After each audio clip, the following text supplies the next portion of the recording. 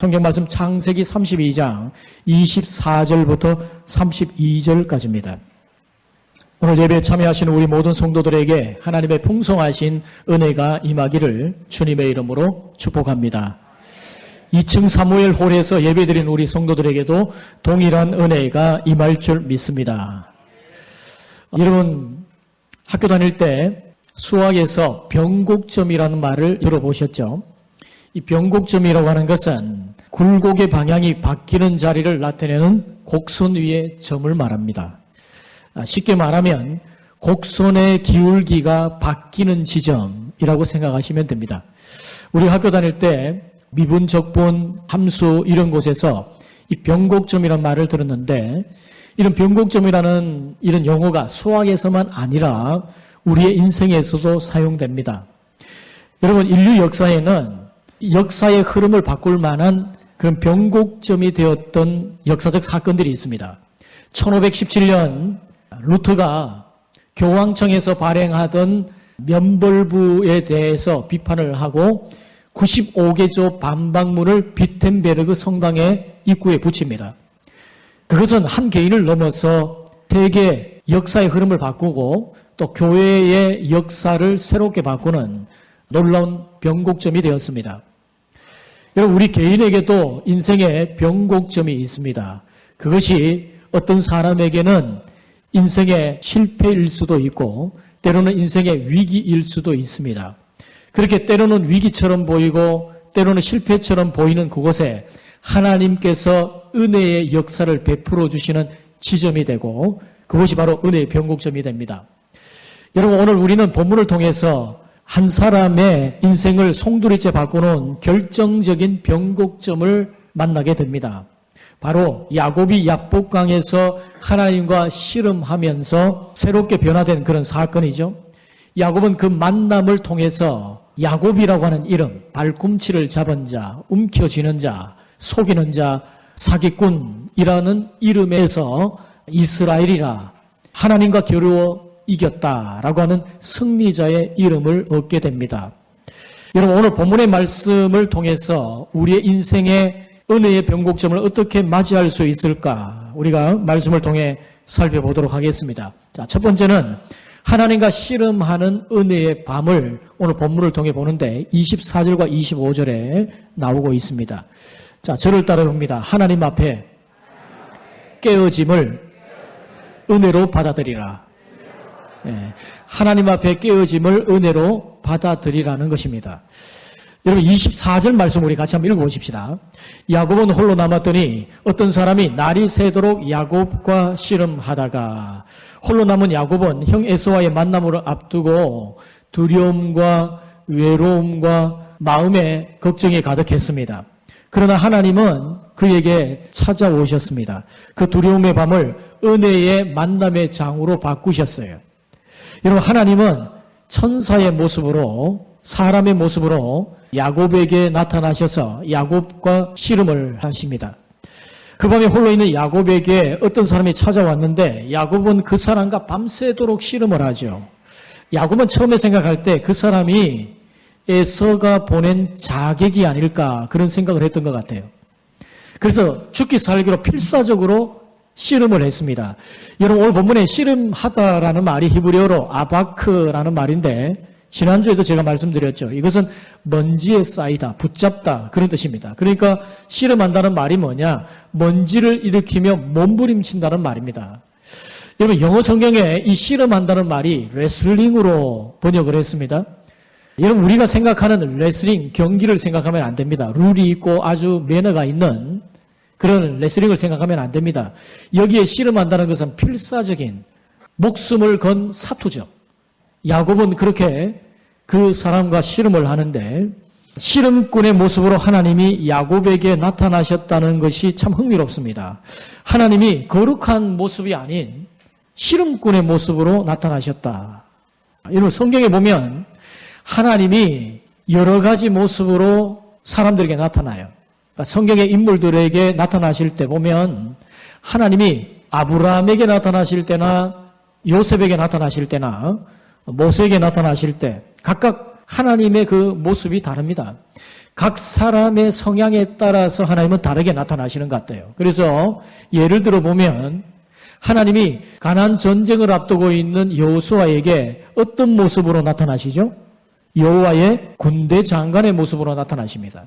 각 사람의 성향에 맞게, 각 사람의 상황에 맞게 하나님께서 나타나시는 거죠. 여러분, 야곱은 어떤 사람입니까? 야곱은 일평생 씨름하듯이 살아온 인생이었어요. 한번 생각해 보세요. 그는 어릴 적 형의 발꿈치를 잡고 씨름하듯이 먼저 나오려고 몸부림쳤던 사람입니다. 그리고 형의 장자권, 축복권을 가로채고 그렇게 형의 축복을 가로채는 그런 모습을 볼 수가 있죠. 씨름하는 인생이에요. 그리고 자기보다 더 약삭빠른 사기꾼 외삼촌 라반과 분투하면서 어떻게든지 재산을 증식해 나가는 그런 모습을 보면 야곱의 인생 자체는 어떻게 보면 씨름하듯이 살아온 인생이라고 할 수 있습니다. 그렇게 씨름하는 인생이었던 야곱에게 하나님은 씨름꾼의 모습으로 다가오셨어요. 네가 그렇게 씨름을 잘하냐? 그러면 나와 함께 씨름해보자. 그렇게 하신 겁니다. 그래서 야곱과 씨름을 하시는데 하나님은 그것을 통해서 야곱을 변화시키기를 원하셨습니다. 자, 25절 말씀 봅니다. 자기가 야곱을 이기지 못함을 보고 그가 야곱의 허벅지 관절을 치매 야곱의 허벅지 관절이 그 사람과 씨름할 때에 어긋났더라. 자, 여러분 여기에 허벅지라는 말이 히브리어로 야레크라는 말인데 넓적다리 혹은 허리를 말합니다. 우리가 굳이 이야기하자면 이런 고관절 부위나 허리 부분이 있죠. 이 근방에 있는 부분들이 바로 여기에 나오는 야레크라고 할 수 있어요. 여러분 이 부분이 손상이 되면 사람이 힘을 못 씁니다. 여러분 여기에 이 허벅지 관절을 이전 성경에는 무엇으로 번역을 했죠? 환도뼈라고 번역을 했습니다. 이 부분에 어떤 이상이 생기면 사람이 거동을 못하죠. 그리고 이 부분은 인간의 생식기와 관련이 되어 있는 그런 부분입니다. 그래서 이 히브리 사람들은 허벅지 관절, 이 환도뼈를 생의 원천이라고 생각을 했어요. 생의 원천. 예를 들어서 우리가 성경을 보면 아브라함이 자신의 아들 이삭의 배필 리브가를 구하러 자기의 늙은 종을 보내지 않습니까? 그때 늙은 종에게 자기의 허벅지 아래에 손을 넣어서 맹세를 시킵니다. 그럼 뭘 말하는 거죠? 그것은 자신의 전 존재를 걸고 맹세를 한다. 그런 의미입니다. 그리고 여러분 성경에서 스스로 자기의 허벅다리를 친다는 것은 뭐냐면 통렬한 회개를 할 때에 그런 표현을 써요. 자, 에스겔서 21장 12절 말씀 봅니다. 인자야 너는 부르짖어 슬피 울지어다 이것이 내 백성에게 임하며 이스라엘 모든 고관에게 임함이로다. 그들과 내 백성이 함께 칼에 넘긴 바 되었으니 너는 내 넓적다리를 칠지어다. 그러니까 내 넓적다리를 치란 말은 뭐냐면 넌 통렬하게 회개해라. 너의 전 존재를 걸고 너의 인생을 걸고 너는 회개하라. 통회하고 자복해라. 그런 의미가 이 넓적다리를 친다는 말이에요. 그러니까 여러분 오늘 말씀에서 하나님께서 야곱의 허벅다리 관절을 쳐서 어긋나게 했다는 것은 무슨 뜻이냐면 하나님이 야곱의 전 존재를 털어버리신 거예요. 완전히 깨트려 버리시고 털어버리신 겁니다. 하나님 앞에서 이 야곱은 그야말로 완전히 산산이 깨트려진 거죠. 그러면서 하나님 앞에 자신의 자존심, 자랑, 자기의 잔꾀, 계획 이런 모든 것이 다 완전히 박살이 난 겁니다. 여러분 사실 우리가 그래야 돼요. 우리가 하나님 앞에 우리가 그래야 됩니다. 여러분 하나님 앞에 철저히 깨어짐이 은혜인 줄 믿습니다. 여러분 누가 강한 자인가? 하나님 앞에 스스로를 깨트릴 수 있는 자가 강한 자가 됩니다. 하나님 그런 사람을 기뻐하시고 그런 사람에게 역사하십니다. 나의 아집, 나의 고집, 내가 믿었던 모든 것들 이런 것들을 하나님 앞에 깨트려 버릴 수 있는 자, 하나님 앞에 깨어짐을 사모하는 자, 그 사람에게 하나님께서 역사하십니다. 여러분 하나님은 일부러 압도적으로 야곱을 이기지 않으셨습니다. 그의 허벅지 관절을 치심으로써 인간의 힘의 한계를 드러내셨어요. 결국 이 야곱은 철저하게 자신의 무력함을 깨닫는 자리로 나아가게 됩니다. 여러분 야곱이 깨달아야 했던 것은 단 하나였어요. 내 힘으로는 할 수 없구나. 하나님의 은혜가 아니고는 안 되는구나. 하나님은 이것을 절실하게 깨닫게 만드셨어요. 여러분, 나폴레옹이 전쟁에서 승승장구하던 그런 명장 아닙니까? 여러분, 승승장구하던 이 나폴레옹이 하는 말이 뭐죠? 내 사전에는 불가능이란 없다 그랬어요. 그리고 내 운명은 내 손에 있다 이렇게 말했습니다. 근데 그가 워털루 전투에서 철저하게 참패합니다. 그러고 나서 그는 깨달았어요. 인간의 힘과 전략이 얼마나 허무한 것이고 절대적이지 않은가 하는 것을 그는 인정할 수밖에 없었습니다. 여러분, 야곱 역시 자신의 깨와 힘으로 살아왔던 삶에서 내려와서 하나님 앞에 철저히 무너지는 이 순간을 경험하게 됩니다. 사랑하는 성도 여러분, 하나님 앞에서 내 자아가 깨어지는 자리가 바로 은혜의 자리인 줄 믿습니다. 하나님은 우리를 멸망시키기 위해서 우리의 인생 환도뼈를 치시지 않습니다. 하나님은 우리를 새롭게 세우시기 위해서 때로는 우리가 믿었던 우리의 인생에 환도뼈를 치십니다. 우리도 하나님 앞에 철저히 깨어져야 비로소 은혜의 변곡점에 설 수 있습니다. 여러분, 하나님의 은혜 아래서 깨어짐을 하나님의 은혜로 여길 수 있는 성도들이 되시기를 주님의 이름으로 축복합니다. 자, 두 번째로 오늘 우리가 살펴볼 말씀은 축복을 붙드는 간절한 기도예요.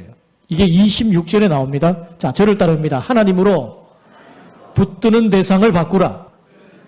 예, 그렇습니다. 여러분, 야곱은 한도뼈가 부러졌음에도 불구하고 이렇게 외칩니다. 26절 우리 같이 한번 읽어보십시다.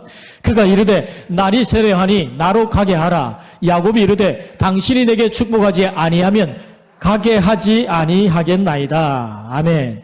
여러분, 이제 야곱은 한도뼈가 위골되어서 제대로 힘을 쓸 수가 없어요.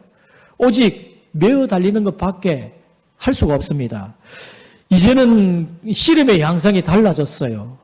전에는 공격도 하고 방어도 하고 이렇게 했지만 이젠 철저히 버티는 수밖에 없는 거죠. 그래서 하나님을 붙잡고 매달리는 기도로 그의 씨름의 양상이 바뀌게 됩니다.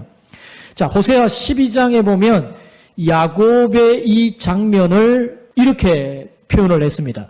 야곱은 모태에서 그의 형의 발 뒤꿈치를 잡았고 또 힘으로는 하나님과 겨루되 천사와 겨루어 이기고 울며 그에게 강구하였으며 하나님은 베델에서 그를 만나셨고 거기에서 우리에게 말씀하셨나니. 자, 여기에 보면 야곱이 이기고 울며 이렇게 말합니다. 이긴 사람이 왜 울죠? 이긴 사람이 왜 웁니까? 그래서 승리의 감격 때문에 우는 눈물이 아닙니다. 지금껏 누구에게도 보이지 않았던 내 가슴 속 깊은 곳에 간직해 있던 연약한 부분을 인정하고 내어놓고 은혜를 구하면서 터져나온 그런 눈물이었어요. 이거는 살려달라는 절규입니다. 하나님 저를 살려주소서. 하나님 외에는 방법이 없나이다.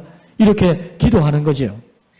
여러분, 지금 자기와 씨름하는 그분이 누구인지를 야곱은 알게 되었어요. 처음에는 몰랐는데, 처음에는 에서가 보낸 자객인가 이렇게 생각을 했다가 이제는 씨름하는 가운데 그분을 알게 되었어요. 그분의 숨결 속에 스쳐 지나가는 여러 부분 속에서 그분이 누구인지, 바로 그분이 하나님인 것을 그는 알게 되었습니다. 그래서 지금까지 그의 인생은 어떻게든지 잔머리를 굴려서 자기가 축복을 움켜쥐는 그런 인생이 되었는데 이제 하나님의 축복을 직접 받아야 되겠다 이런 생각을 하게 된 거예요.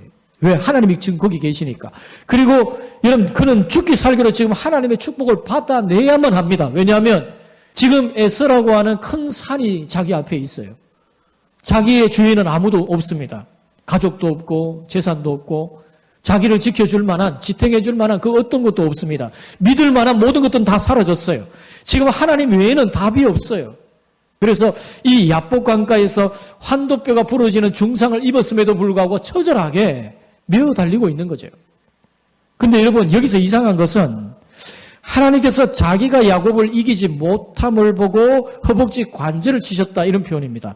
아니, 전능하신 하나님이 야곱을 이기지 못해?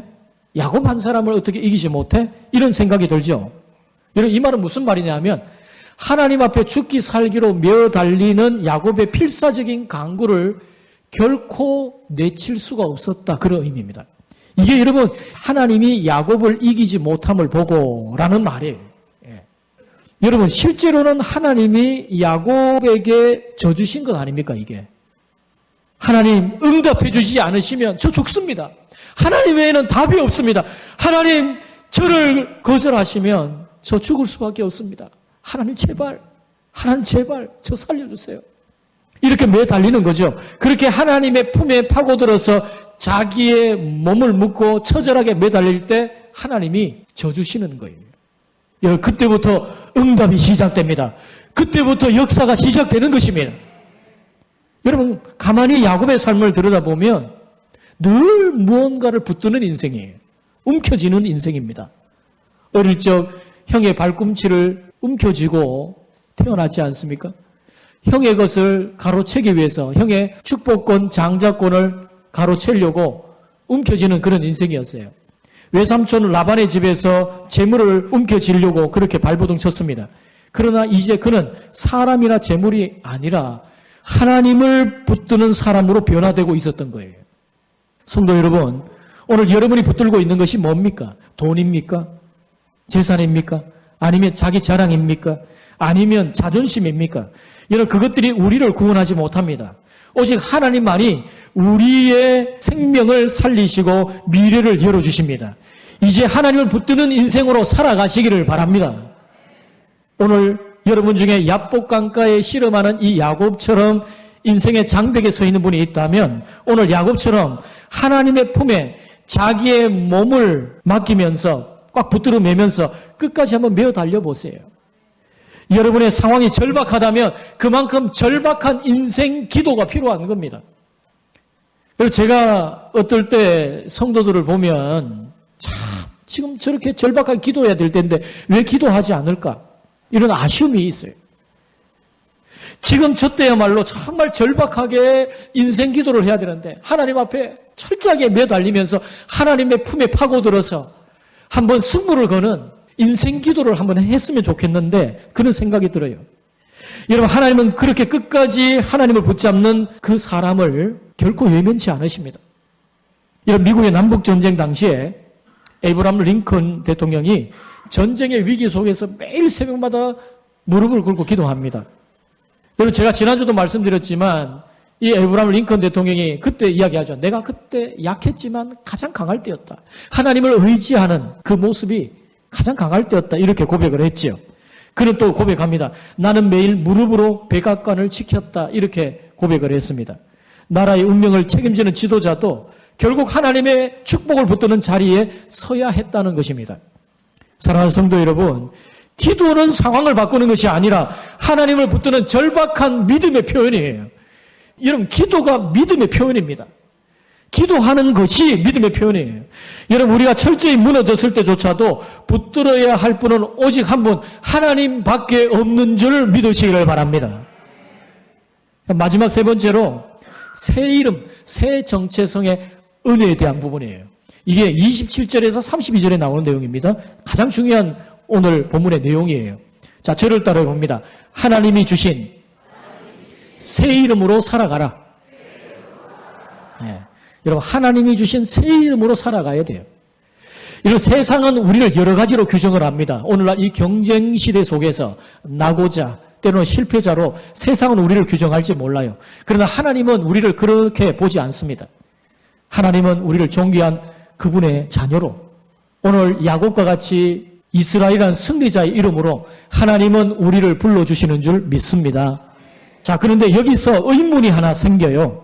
이 야곱이 환도뼈가 위골되는 중상을 입으면서도 그렇게 처절하게 내게 축복해 주지 않으시면 가게 하지 않겠다고 이렇게 매어 달리지 않습니까?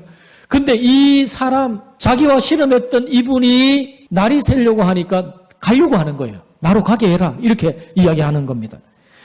여러분 하나님께 매달렸지만 그분은 그냥 지나가려고 하셨어요. 왜 야곱을 축복하지 않고 떠나려고 했을까? 그렇게 매어 달리는 그에게 왜 그렇게 했을까? 물론 나중에 축복을 합니다만은 왜 처음에 그렇게 하셨을까? 이유가 있습니다. 하나님의 놀라운 큰 축복을 담기에 야곱의 인생 그릇이 너무나 문제가 있기 때문에 그렇습니다. 축복을 받기 위해서 야곱의 옛사람을 그대로 둔 채로 갈 수는 없었거든요. 그래서 그분이 말씀합니다. 내 이름이 무엇이냐? 여러분 이것은 단지 이름을 묻는 게 아닙니다.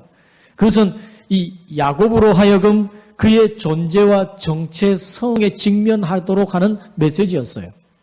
무슨 말씀입니까? 이 질문은 도대체 너는 어떤 사람이냐? 너는 어떻게 삶을 살아왔냐?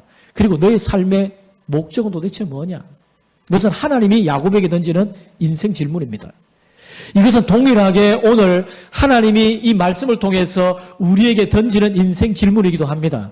너는 도대체 누구냐? 너의 인생은 지금껏 어떻게 살아왔냐? 그리고 너의 삶의 인생의 목적은 도대체 뭐냐? 네가 그렇게 움켜쥐려고 하루 종일 바쁘게 쫓아다니는 그건 도대체 뭐냐? 너 인생의 최고의 목적은 뭐냐? 뭘 그렇게 지기 위해서 그렇게 분주하냐? 하나님이 우리에게 던지는 인생 질문입니다. 야곱은 대답합니다. 야곱입니다. 이 대답 안에도 무수한 의미가 담겨 있죠. 여러분, 야곱의 이름의 뜻이 뭡니까? 움켜쥐는 자, 속이는 자, 소위 말하면 사기꾼, 그런 이름입니다. 여러분, 그 이름 그대로 야곱은 그렇게 살아왔어요. 하나님의 질문에 이 야곱은 자기 이름 그대로 살아왔던 지난날에 부끄러웠던 옛사람의 모습을 돌아보면서 기가 죽어 대답을 했을 겁니다. 저 야곱입니다. 그러나 여러분, 하나님은 지금 야곱의 옛사람의 모습을 꾸짖거나 질책하기 위해서 그의 이름을 물어보신 것이 아닙니다. 여러분, 의사가 환자를 치료하기 위해서 때로 상처를 드러내지 않습니까? 그것은 환자에게 상처에 대한 수치감을 주려고 하는 게 결코 아닙니다. 의사는 환자를 치료하기 위해서 상처를 일부러 드러내는 거예요. 이런 상처가 있다고. 상처를 굳이 드러내죠. 이런 하나님도 마찬가지입니다. 왜 하나님이 야곱의 정체성을 그대로 드러내 보이십니까? 속이는 자, 간사한 자, 움켜쥐는 그의 인생, 그렇게 살아왔던 그 옛사람의 모습을 왜 굳이 이 시간, 이 시점에서 드러내냐 하는 겁니다. 왜 그러죠? 은혜로 덮어주시기 위해서, 그를 고쳐주시기 위해서 하나님이 그렇게 하시는 것입니다. 자, 28절 말씀입니다. 그가 이르되 내 이름을 다시는 야곱이라 부를 것이 아니요 이스라엘이라 부를 것이니 이는 내가 하나님과 및 사람들과 겨루어 이겼음이니라. 아멘. 여러분, 하나님은 그 이름을 이스라엘로 바꿔주십니다. 그래서 그가 하나님의 큰 축복을 받을 만한 그런 큰 인생 그릇이 되게 만드세요. 야곱, 속이는 자, 간사한 자라는 이름으로는 절대로 나의 큰 축복을 네가 감당할 수 없다. 너의 이름을 바꿔라. 너의 인생을 바꿔야 된다. 그래야 네가 나의 큰 축복을 감당할 수 있느니라. 그럼 그 말씀입니다. 여러분, 역사상 처음으로 이스라엘이라고 하는 단어가 등장하는 시점입니다. 여러분, 복받을 수 없는 사람 야곱, 사기꾼 야곱의 이름을 하나님은 직접 이스라엘로 바꿔주십니다. 야곱이 그토록 원했던, 갖고 싶었던 위대한 인생이 바로 이스라엘이라고 하는 이 이름 속에 다 들어있어요. 여러분, 히브리 뜻으로 이스라엘은 하나님이 통치하신다는 뜻입니다. 이때까지 야곱의 전반기의 인생은 누가 주도를 했지요? 야곱이 주도한 인생이었습니다. 그런데 이제 그의 인생 후반전은 하나님이 주도하시겠다는 거예요. 내가 너를 다스리겠다. 내가 너를 주도하겠다. 그렇게 말씀하시는 겁니다. 그리고 그의 인생 후반전은 그가 전반기에 자기가 주도했던 것보다 더 훨씬 많은 축복을 누리게 될 것입니다. 하나님이 그와 함께 싸우실 겁니다. 여러분, 재미있는 것은 하나님이 이스라엘이라는 이름을 또 다르게 해석을 해 주십니다. 어떻게 해요? 이는 내가 하나님과 및 사람들과 겨루어 이겼음이라. 여러분, 어떻게 야곱이 하나님과 겨루어 이깁니까? 하나님이 져주시는 거죠. 여러분, 이 져주시는 은혜를 아십니까?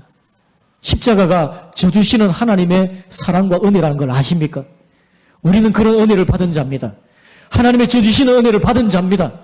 그래서 오늘 저와 여러분이 이 자리에 있는 것입니다.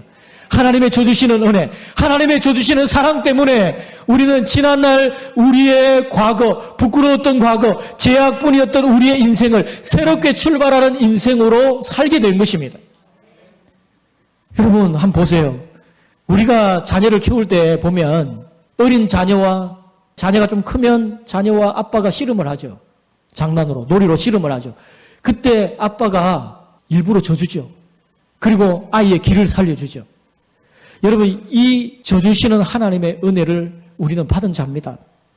우리는 십자가로 거듭난 자가 되었습니다. 우리는 십자가로 저 주시는 하나님의 사랑을 경험했습니다. 이제 저와 여러분은 강한 용사가 될 것입니다. 하나님이 우리와 함께 때로는 우리를 대신하여 싸워주실 것입니다.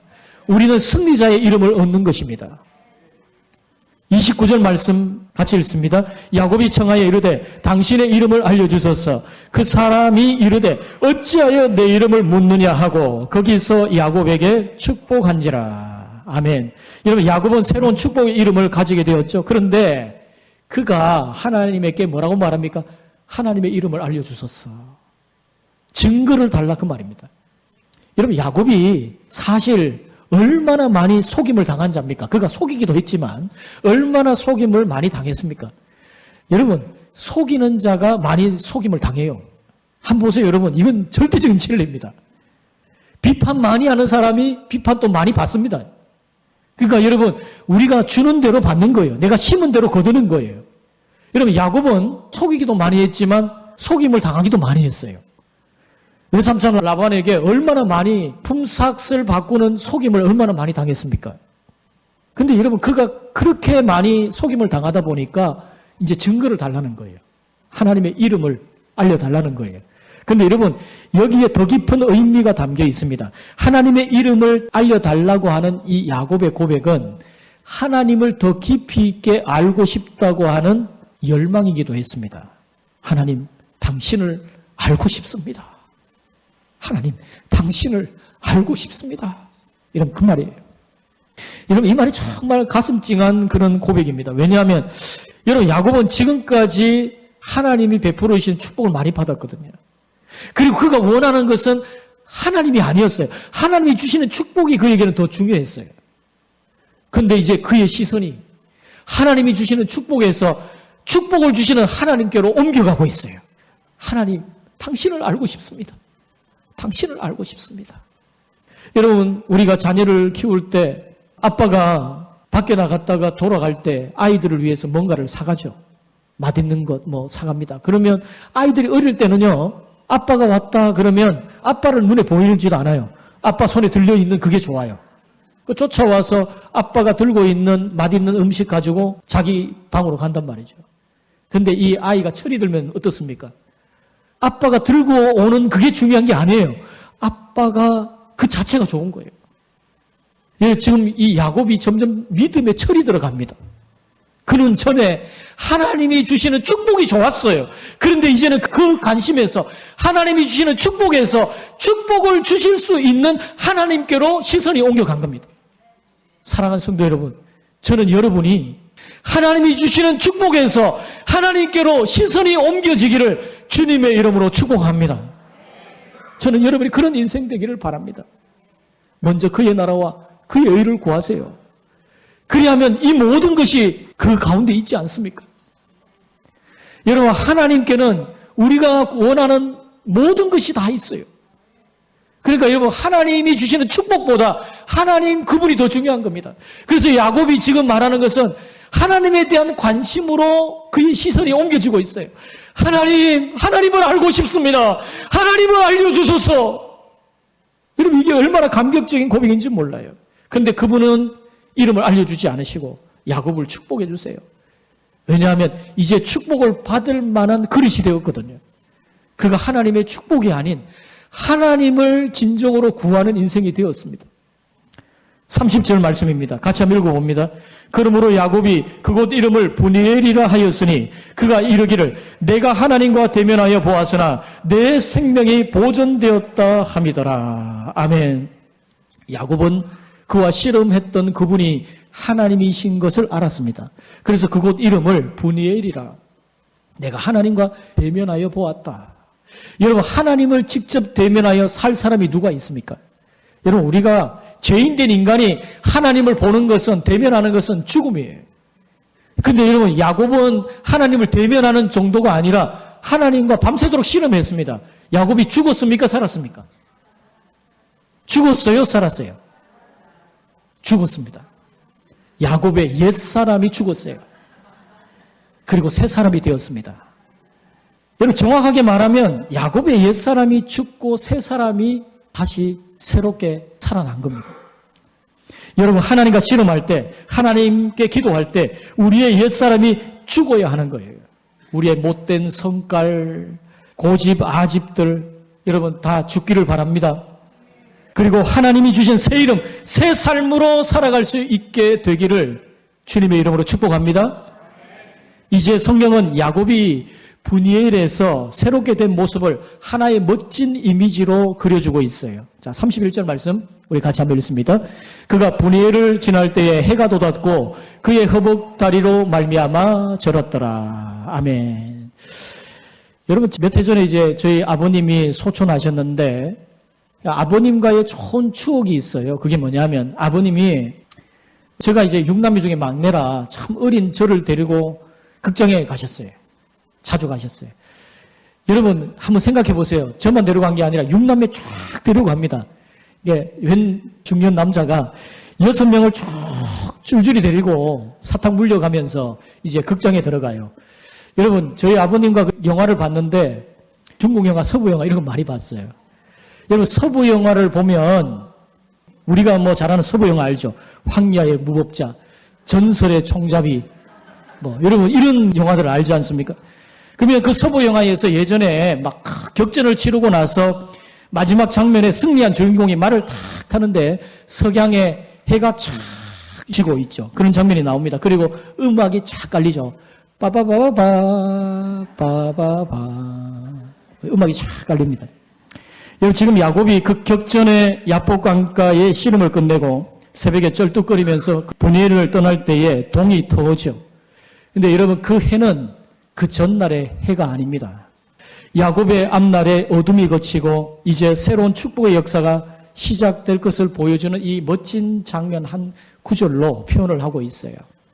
여러분 야곱은 쩔뚝거리는 다리를 끌고 삶의 자리로 돌아갑니다. 하지만 이것은 영광스러운 패배였어요. 왜?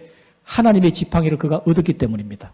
이제 하나님이 그 야곱의 저는 다리를 대신해 줄 버팀목이 되어 주실 것입니다. 하나님이 야곱의 인생의 지팡이가 되어 주실 것입니다.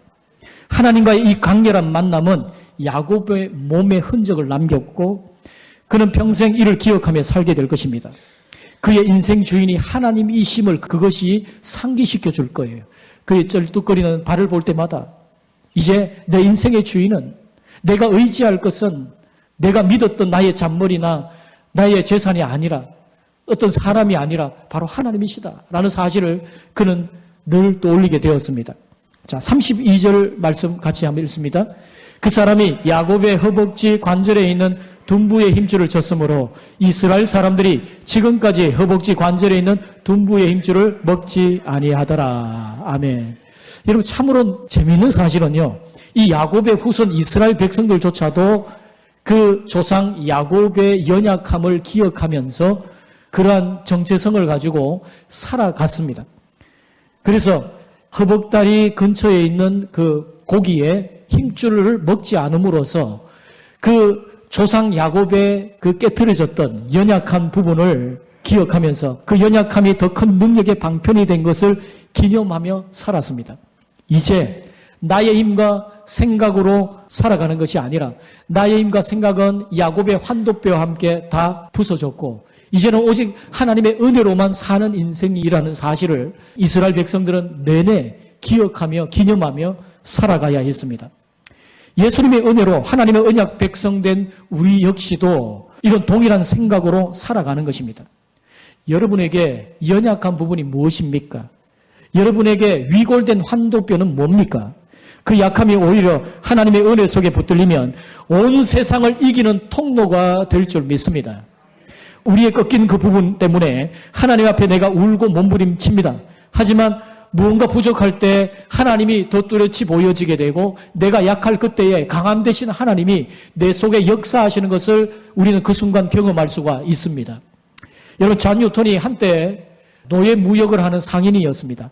그도 노예 출신이었던 사람 아닙니까? 그런 그가 예수를 믿어 회심을 하고 목사가 되었어요. 그리고 그는 자신의 인생 고백을 담은 노래를 작곡합니다. Amazing Grace. 나 같은 죄인 살리신 그 은혜 놀라와. 그의 과거는 부끄러운 상처였지만 그 상처는 은혜를 드러내는 도구가 되었습니다. 하나님은 우리를 과거의 이름으로 부르지 않으십니다. 실패와 상처를 가진 우리를 새로운 이름으로 불러주십니다. 야곱이 아닌 이스라엘로, 죄인이 아닌 하나님의 자녀로, 낙오자가 아닌 승리자로 우리의 이름을 불러주십니다. 오늘 이 경쟁사회 속에서 세상은 우리를 낙오자로, 때로는 실패자로 낙인 찍을 수도 있습니다.